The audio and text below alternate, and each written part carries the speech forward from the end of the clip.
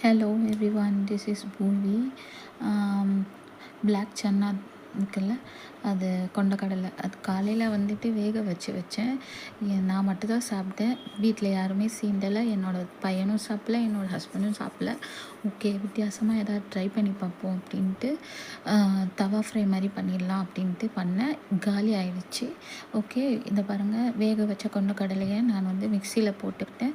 மிக்சியில் போட்டதுக்கப்புறம் அதில் ஒரு ஸ்பூன் அளவுக்கு சோம்பு, அப்புறம் 4-5 பல் பூண்டு, 6 காஞ்ச மிளகா போட்டு வச்சுக்கிட்டேன். சோம்பு மட்டும்தான் போட்டு, சீரகம் கிடையாது. அதுக்கப்புறம் வந்துட்டு 1 ஸ்பூன் அளவுக்கு மஞ்சத்தூள் போட்டுக்கிட்டேன். 1 ஸ்பூன் அளவுக்கு பெருங்காயத்தூள் போட்டுக்கணும்.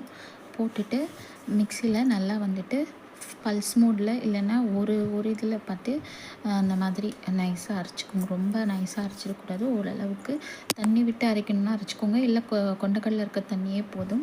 அதுக்கப்புறம் ஒரு வெங்காயம், கொஞ்சம் சாப்டு கொத்தமல்லி, சாப்டு கருவேப்பிலை, அப்புறம் கொஞ்சம் சால்ட்டு தேவையான அளவுக்கு போட்டு ஒரு 2 ஸ்பூன் அளவுக்கு அரிசி மாவு போட்டுக்கிட்டேன்.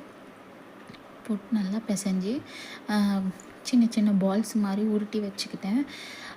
ஏன் நம்ம வந்து எண்ணெயில் பொரித்து எடுக்காமல் தவாவில் பண்ணிடலாம் அப்படின்னு சொல்லிட்டு, ஏன்னா இந்த ஆயிலை அவாய்ட் பண்ணிடலாம் அப்படின்ட்டு இந்த மாதிரி தட்டி வச்சுக்கிட்டு அதுக்கப்புறமா தவாவில் லேசாக தோசைக்கல்லில் வந்துட்டு தோசை சுடுற அளவுக்கு எண்ணெய் ஊற்றி தான் நான் வந்துட்டு இதை ஃப்ரை பண்ணி 2 பக்கமும் ஃப்ரை பண்ணி எடுத்துக்கிட்டேன்.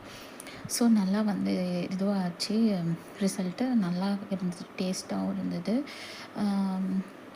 சாப்பிடவும் செஞ்சுட்டாங்க. ஓகே, நீங்களும் ட்ரை பண்ணி பாருங்கள். ஒரு பிளாக் கலர் சன்னா தால் வச்சு ஒரு தவா ஃப்ரை ரெடி. ரைஸ் கூட இல்லை வெறும்னே ஸ்நாக் டைமாகவும் நீங்கள் சாப்பிட்டுக்கலாம். Okay, try it at your home. If you like my video and please subscribe. பாருங்கள், 2 சைடுமே எவ்வளோ அழகாக இதாக இருக்குது. ஸ்மோக்கி ஃப்ளேவர்ஸோடு இருக்குது. சூப்பராக இருக்குது. Try it at your home. Bye bye, see you later. Bye.